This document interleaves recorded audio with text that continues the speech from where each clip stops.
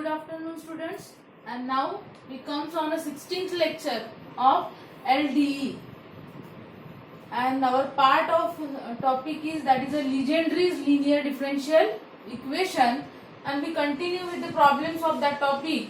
So we see the one more problem. In previous lecture we have started that topic, and now we see one more problem on that. Here is the problem, that is we have to solve that differential equation 3x plus 2 whole square d2y by dx2 plus 3 in bracket 3x plus 2 dy by dx plus 36y equals to 3x square plus 4x plus 1. अब आप लोगों को पता है भी है सभी को कि how to identify the Legendre's linear differential equation, कि जब डेरिवेटिव के साथ अगर ब्रैकेट आती होंगी it is in the form of ax plus b, and if there is a second derivative then the bracket square that is x plus b whole square. ऐसे form में अगर आपका इक्वेशन दिख रहा है so obviously it is a Legendre's linear differential equation. अगर यहाँ पे हमने ऑब्जर्व किया तो हमें क्या दिख रहा है कि dy by dx के साथ कौन सी टर्म है, ब्रैकेट है 3x plus 2 की. सेकंड डेरिवेटिव अगर यहाँ पे लिया d2y by dx2 तो टर्म है 3x plus 2 होल स्क्वायर. मतलब ये ब्रैकेट हर एक डेरिवेटिव में रिपीट हो रही है. जैसे जैसे डेरिवेटिव है वैसे उसका पावर. फर्स्ट डेरिवेटिव के साथ first power of that bracket, second derivative के साथ bracket having a power 2. So in this way you have to identify that we have given that equation, we have to solve it. So first we write down that equation as it is here. अब हमें पता है कि to solve that equation जो bracket रहती है derivative के साथ उसके लिए हम सब्स्टिट्यूशन रखते हैं. यहाँ पे जो हमारी ब्रैकेट है that is 3x plus 2, it is in the form of ax plus b. हमेशा ध्यान रखना कि x का जो कोएफिशिएंट रहता है वो a रहता है, प्लस जो सेकंड टर्म रहते हैं that is in the form of b. So we put the substitution for that bracket that is 3x plus 2 is equals to here is a e raised to z. We have to make that substitution. इसी substitution से हम value निकालते हैं x की. अगर 3x plus 2 is equals to e raised to z है so that implies x is equals to e raised to z minus 2 by 3. ये तो इस ब्रैकेट से हमें मिल जाते हैं x की वैल्यू. अब अगर 3x plus 2 equals to e raised to z है तो so that implies z is equals to log of 3x plus 2. ये भी ध्यान में रखना है हमको because finally we have to replace that z by log of 3x plus 2. अब ये तो हो गए सब्स्टिट्यूशन. उसके बाद हमें डेरिवेटिव की भी वैल्यू निकालनी पड़ती है. जो फर्स्ट डेरिवेटिव है हमारा 3x plus 2 dy by dx, उसके लिए सब्स्टिट्यूशन क्या रहती है हमारी, it is in the form of a into theta y. हमें पता है कि a क्या रहता है, a is a coefficient of x, और यहाँ पे x का कोएफिशिएंट 3 है सो इसलिए a की वैल्यू हो गई यहाँ पे 3 into theta y. Theta is nothing but d by dz, so that is a 3 theta y. Second term के लिए 3x plus 2 whole square d2y by dx2. यहाँ पे क्या होगा, a का स्क्वायर होगा. Again a is a 3, so 3 square and the term is theta into theta minus 1 into y. That theta is nothing but a d by dz. अब ये जो दोनों टर्म की जो भी वैल्यू रहती है we have to put that value in our equation number 1. So one by one we put that value here. So that term's value is a 3 square, that is nothing but a 9 into theta minus 1 into y. So सबसे पहले ये जो term है ये replace हो जाएंगी 9 theta into theta minus 1 into y plus 3 as it is रहेगा यहाँ पे, and then 3x plus 2 dy by dx is replaced by 3 into theta y. So यहाँ पे आ गया 3 into theta y plus 36y remain as it is. उसके बाद यहाँ पे 3x square है तो 3 as it is. x की वैल्यू हमने ऑलरेडी निकाल ली थी यहाँ पे, so x स्क्वायर की यहाँ पे वैल्यू होंगी e raised to z minus 2 by 3 its square. Then plus 4 into x. Again the x is that term here, so 4 into that term plus यहाँ पे है हमारा what a 7, here is a 1, so plus 1 is here. So in this way we have put all the substitution here, and now we simplify the LHS of that equation. अब यहाँ पे देखो क्या है 9 theta into theta, so it become a 9 theta square minus 9 theta into 1, so that is a minus 9 theta plus 3 into 3 theta, so it become a plus 9 theta plus यहाँ पे हो गया 36. अब हर एक टर्म में हमें पता है कि y कॉमन है, सो हमने यहाँ से y कॉमन ले लिया. अब y कॉमन लेने के बाद यहाँ पे 9 theta square minus 9 theta plus 3 into 3 it become plus 9 theta plus 36 into y equals to. अब यहाँ पे थोड़ा हमने क्या किया कि 3 एज इट इज रखा है यहाँ पे, e raised to z minus 2 by 3 का एक्सपेंशन किया because there is a square. So हमें पता है कि न्यूमरेटर का एक्सपेंशन क्या होगा, e raised to 2z, e raised to z का square e raised to 2z minus middle term रहती है हमारे 2 into a into b, So 2 into ez into e raised to z into 2. So that become a 4 into e raised to z. And last term is a plus b square. B is nothing but a 2. So its 2 square is a 4. And in denominator there is a 3. And its square. So it become a 9. उसके बाद plus यहाँ पे 4 by 3. ये bracket रहेंगी e raised to z minus 2 as it is. And last plus 1 as it is. एक बार लगे तो ध्यान से देख लो आप लोग इसे. And now we comes on a next step. अब यहाँ पे हमें दिख रहा है कि ये माइनस 9 थीटा है और ये प्लस 9 थीटा है. सो ऑब्वियसली ये दोनों क्या हो गए, कैंसिल हो गए. ये दोनों कैंसिल होने के बाद हमारे पास क्या रहा, 9 थीटा स्क्वायर प्लस 36. अब हमें पता है कि 9 थीटा स्क्वायर प्लस 36 से 9 कॉमन निकलता है. तो हमने यहाँ से 9 कॉमन ले लिया. तो यहाँ पे रहेगा थीटा स्क्वायर प्लस 9 4 जा 36. तो यहाँ पे रहेगा 4. So 9 theta square plus 4 in bracket into y equals to. अब यहाँ पे देखो, यहाँ पे डिनोमिनेटर में 9 आया था, यहाँ पे 3 था. सो 3 3 जा 9. सो यहाँ पे 3 आ गए, 9 कट हो गया. उसके बाद फिर हमने क्या किया, टोटल टर्म लिख दी. So e raise to 2z minus 4 e raise to z plus 4 plus, अब यहाँ पे भी 3 है और यहाँ पे भी 3 है. सो अगर डिनोमिनेटर सेम रहा तो न्यूमरेटर की हम एडिशन करते हैं. सो पहले तो ये तीनों टर्म हमने यहाँ पे लिख ली. इसके बाद 4 into e raise to z minus 4 into 2. So it become minus 8. दोनों का डिनोमिनेटर 3 3 था, इसलिए डिनोमिनेटर में 3 आ गया. यहाँ पे है प्लस 1. सो हमने वो प्लस 1 एज इट इज लिख लिया. अब यहाँ पे थोड़ा ध्यान दिया हमने तो हमें दिख रहा है कि ये minus 4 e raise to z है और ये plus 4 e raise to z है. सो ऑब्वियसली दोनों गेट कैंसिल, यहाँ पे कैंसिल हो गए. सो ई रेस टू 2z हमने एज इट इज लिखा. यहाँ पे प्लस 4 है और यहाँ पे माइनस 8 है. सो प्लस 4 माइनस 8 हमारा हो गया माइनस 4. डिवीजन में again that become 3 as it is. और यहाँ पे प्लस 1 है, सो इसको हमने एज इट इज रख दिया. अब हम क्या करेंगे, यहाँ पे हम लेंगे क्रॉस मल्टीप्लीकेशन. क्रॉस मल्टीप्लीकेशन लेने के बाद न्यूमरेटर में e raise to 2z minus 4 plus 3 into 1. So it become 3 और डिनोमिनेटर में रहेगा हमारा 3. So in this way we write that equation. And now we comes on that side. So अब यहाँ पे देखो, यहाँ पे हमने क्या कर दिया, ये जो 9 था मल्टीप्लीकेशन में इस इक्वेशन की, तो 9 को हमने यहाँ पे ट्रांसफर कर दिया. अब 9 को ट्रांसफर करने के बाद क्या होगा, यहाँ पे 9 आ जाएगा डिनोमिनेटर में और न्यूमरेटर में e रेज़ टू 2z है ही हमारा, बट यहाँ पे माइनस 4 प्लस 3 है. So minus 4 plus 3 is nothing but minus 1. So हमने वहां पे लिख दिया. So e raise to 2z minus 1 divided by 3 into 9. So that is equals to numerator तो हमारा एज इट इज है, डिनोमिनेटर में 3 इंटू 9 ये हो गया हमारा 27 हो गया. अब यहाँ पे है हमारा theta square plus 4 into y equals to e raise to 2z minus 1 upon 27. अब ये हो गया हमारा simplified form of that differential equation which is called as a linear differential equation with constant coefficient. And from that equation now we can find the solution. अब solution निकालने के लिए हमें पता है कि क्या करना है. हम यहाँ पे क्या लेंगे, उसका ऑक्सिलरी इक्वेशन लेंगे. ऑक्सिलरी इक्वेशन हमें पता है कि ऑक्सिलरी इक्वेशन क्या रहता है, जो एफ ऑफ थीटा रहता है we have to put f of theta equals to 0. So f of theta is nothing but theta square plus 4 जो ब्रैकेट है इनटू y के साथ जो ब्रैकेट है. So that theta square plus 4 is equals to 0 we put here. So that implies theta square is equals to minus 4. अब theta square is equals to minus 4 है, that means we have to take a square root on both side. दोनों side पे हमने अगर square root लिया तो हमें क्या मिल रहा है, theta is equals two plus minus 2 है. मतलब हमारे रूट्स कौन से फॉर्म में आ गए, obviously it is in the form of alpha plus minus I beta के फॉर्म में आ गए. अब अल्फा हमें पता है कि अल्फा हमारे यहाँ पे 0. अल्फा अगर 0 रहा तो e raise to alpha x की टर्म लिखने की जरूरत ही नहीं, because e raise to alpha x means e raise to 0x. e raise to 0x that means 1. So e raise to 0x in bracket into c1 cos beta z रहता है. Beta की value 2 है, so c1 cos 2z plus c2 sin 2z. So e raise to 0 z is a 1. So simply we get c1 cos 2z plus c2 sin 2z. तो ये आ गया हमारा complementary function. यहाँ तक आप लोगों को सभी को समझ में आ ही गया होगा. अब आगे आते हैं हम पर्टिकुलर इंटीग्रल पर. Particular integral is equals to क्या रहता है, 1 upon f of theta. F of theta is nothing but again theta square plus 4 into that your function f of z. Z के फॉर्म में जो फंक्शन है that is your function e raise to 2z minus 1 by 27. अब हमें पता है कि 27 तो कांस्टेंट है, तो सबसे पहले 27 को हम ब्रैकेट के बाहर लिख देते हैं.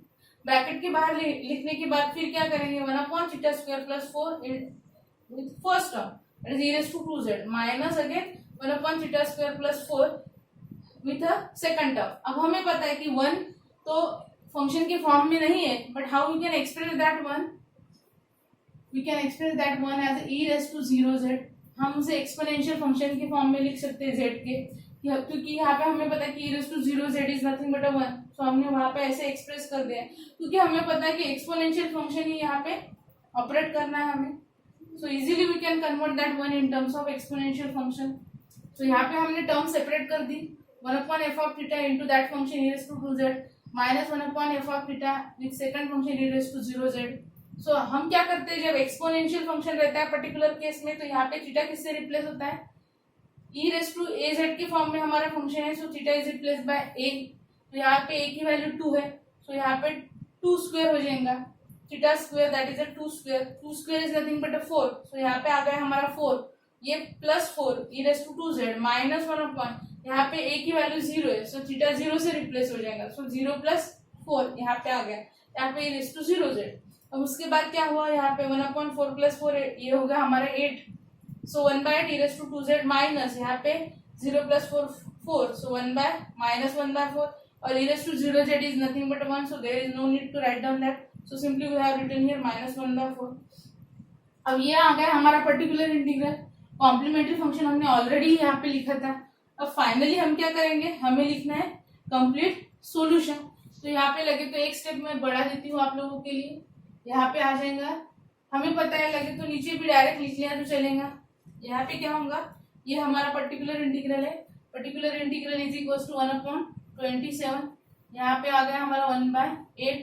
हमें पता है कि e raised to z की वैल्यू क्या है, e raised to z is nothing but 3x plus 2, तो यहाँ पे आ गया हमारा 3x प्लस 2, और यहाँ पे simply e raised to z नहीं है, e raised to 2z है, that means e raised to z square है, so 3x plus 2 whole square minus 1/4। तो ये हो गया आपका पर्टिकुलर इंटीग्रल। और अब कंप्लीट सॉल्यूशन हम कैसे लिखेंगे, complementary function plus particular integral, तो c1 cos of log of, अब यहाँ पे log इसलिए लिखा हमने क्योंकि z की जो वैल्यू है हमारे, z is equal to log of 3x plus 2। तो यहाँ पे एक थोड़ा सा मैं चेंज करके आप लोगों को बताती हूँ कि how to write that complementary function. यहाँ पे ले लेती हूँ, that is a complementary function that is equal to c1 cos of 2z plus c2 sin 2z। अब इसकी वैल्यू भी हम x के फॉर्म में यही लिख लेते हैं, सो c1 cos ऑफ 2 और z हो जाएगा हमारे यहाँ पे, that is nothing but a log of 3x plus 2, so log of 3x plus 2 plus c2 into sine of 2 into log of 3x plus 2। सो ऐसे फॉर्म में आ जाएंगे वो हमारे term in terms of 3x plus 2।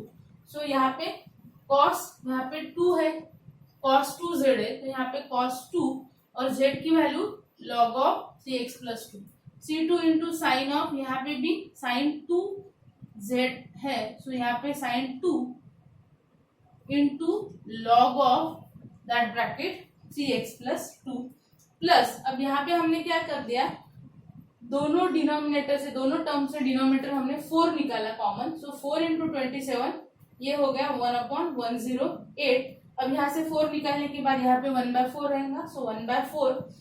अब ये bracket 3x plus 2 whole square as it is, and यहाँ से 4 निकलने का सिंपली रहेगा -1। So in this way we get that answer. So we make a bracket for that, remember very well. So that is your complete solution. Hope you understand that part. सिर्फ इतना ध्यान में रखना है कि जब हम कंप्लीट सॉल्यूशन निकालते हैं, कॉम्प्लीमेंट्री फंक्शन, पर्टिकुलर इंटीग्रल, दोनों जो भी z के फॉर्म में रहते हैं, हमें उसको क्या कन्वर्ट करना है इन terms of x, and that gives your final answer. So hope you understand that problem. Again revise that whole problem, important as per the exam point of view, and we will continue with one more problem on that topic. Now students, we come on another problem of that Legendre's linear differential equation, and the problem is 1 plus x whole square d2y by dx2 plus 1 plus x dy by dx plus y equals to 2 into sine of log of 1 plus x. So first we have written that equation as it is here. We have given it equation number 1, and as it is a Legendre, so we have to make a substitution for the bracket which is in multiplication of derivative, and that bracket is nothing but a 1 plus x here. Bracket is a 1 plus x, so we put here 1 plus x is equals to e raised to z. So that implies x is equals to e raised to z minus 1. So as e raised to z is equals to 1 plus x, so that implies z is equals to log of 1 plus x. So for the first derivative, 1 plus x dy by dx is equals to a into theta y. Here the value of a, that is nothing but a coefficient of x. Coefficient of x is a 1, so 1 into theta y, that is equals to theta y. Second derivative 1 plus x whole square d2y by dx2, that is equals to theta into theta minus 1 into y. Now we put that both values in our equation number 1. Therefore, so both these values we use in equation 1. So 1 plus x whole square d2y by dx2 is replaced by this, so we write that term here, plus that term is replaced by theta y plus y equals to 2 into sine log of 1 plus x is replaced by z here. So in this way we get our equation, and now if you multiply that, so it gives theta into theta, theta square minus theta into 1 minus theta plus 1 into y equals to 2 sine z. So minus theta plus theta both get a cancel here, remaining only theta square plus 1 into y equals to 2 sine z. Now our equations comes in the form of linear differential equation with constant coefficient. आगे की step अब सभी को पता है कि क्या करना है हमको. यस, सबसे पहले यहाँ से हम ऑक्सिलरी इक्वेशन लेंगे. That auxiliary equation is f of theta equals to 0. F of theta is theta square plus 1. We put equals to 0. So that implies theta square is equals to minus 1. And if you take a square root, it gives theta is equals to plus minus I. Again the roots are complex roots. It is in the form of alpha plus minus I beta. Beta is nothing but a 1 here. And therefore our complementary function c1 cos beta z. Beta is 1, so simply c1 cos z plus c2 sin z. उसके बाद हमने क्या किया, z की value भी यहाँ पे put कर दी है. z is nothing but log of 1 plus X, so here c1 cos log of 1 plus x plus c2 sin log of 1 plus x. And now we comes on a particular integral. Particular integral is equals to 1 upon f of theta. F of theta is theta square plus 1. Here is a function f of z, that is nothing but a 2 sin z here. So we write here 2, that is from that RHS of the equation 2 sin z. We have put here 2 sin z. Now that 2 is a constant here, but what we have to do here, here is a function sin. Sin के और cos के form में अगर function रहता है तो क्या होता है, what about that theta square? Theta square replace होता है माइनस a square से, and a is nothing but a coefficient of z. अब अगर यहाँ पे ऑब्जर्व किया तो sin z है, मतलब z का कोएफिशिएंट 1 है, मतलब a की वैल्यू हो गई आपकी 1. सो यहाँ पे क्या होगा, theta square is replaced bye minus 1 square. That means theta square is replaced bye minus 1 square. अब अगर हमने देखा कि minus 1 square is nothing but minus 1. अब यहाँ पे हमने अगर माइनस 1 पुट किया तो क्या हो रहा है, minus 1 plus 1 become a 0. That means our denominator become 0. अब डिनोमिनेटर 0 आ रहा है, so we can't get the finite answer. So यहाँ पे हमें क्या करना पड़ता है, अगर डिनोमिनेटर 0 आ रहा है तो so we take a next derivative of that term theta square plus 1 and we have to multiply by z here. So यहाँ पे हमने z से multiply कर दिया, theta square 1 का डेरिवेटिव आ गया 2 थीटा, यहाँ पे हमने लिख लिया 2 थीटा, यहाँ पे 2 sin z as it is. अब that 2 and that 2 both get a cancel here. यहाँ पे ये z as it is रहेगा, यहाँ पे आ गया 1 by theta of sin z. Now 1 by theta of sin z. आप लोगों को पता ही होगा, अगर थीटा डिनोमिनेटर में आ रहा है that means integration of that sine z, और साइन जेड का integration that is the integration of sine z with respect to z, और साइन जेड का इंटीग्रेशन रहता है माइनस कॉस जेड, और यहाँ का a z as it is, तो ये हो गया माइनस जेड कॉस जेड। अब ये तो हमारा पर्टिकुलर इंटीग्रल आ गया है माइनस जेड कॉस जेड। अब इसको क्या करेंगे, हम एक्स के फॉर्म में कन्वर्ट कर देंगे। हमें पता है कि X is nothing but relation क्या है जेड और एक्स का, Z is equal to log of 1 plus X, तो यहाँ पे जेड को रिप्लेस कर दिया हमने, minus sine as it is, Z as a log of 1 plus X, cos of again Z is replaced by log of 1 plus X. So particular integral आ गया हमारा, कॉम्प्लीमेंट्री फंक्शन भी हमने लिख लिया था। तो फाइनली हमने क्या कर दिया, we add that two terms, complementary function plus particular integral, ये हो गया हमारा complete solution. So for the remind to it very well, we have make it bracket, and that is our topics of Legendre's linear differential equation. That topic is completed here. So Legendre's linear differential equation, which is the last topic of our unit, we have completed that topic. We have seen 3 problems on that topic here, and 2 more problems I have given for your homework. That one is a x plus a whole square d2y by dx to minus 4 x plus a dy by dx plus 6y equals to x. I have also given the answer of that. It is y equals to, y means dependent variable रहता है यहाँ पे, और जो solution निकालते हैं that means we get the value of dependent variable. Generally हम उसको complete solution भी बोलते हैं। अब तक हमने CSE लिखा था, that is complete solution. You can write complete solution or you can write y equals to, there is no difference. In a second problem, we have given x plus 2 whole square d2y by dx to minus of in bracket x plus 2 dy by dx plus 1 equals to 3x plus 4. इसका भी answer मैंने यहाँ पे दिया है. You have to solve that both the problems and you have to verify that your answer is correct or not.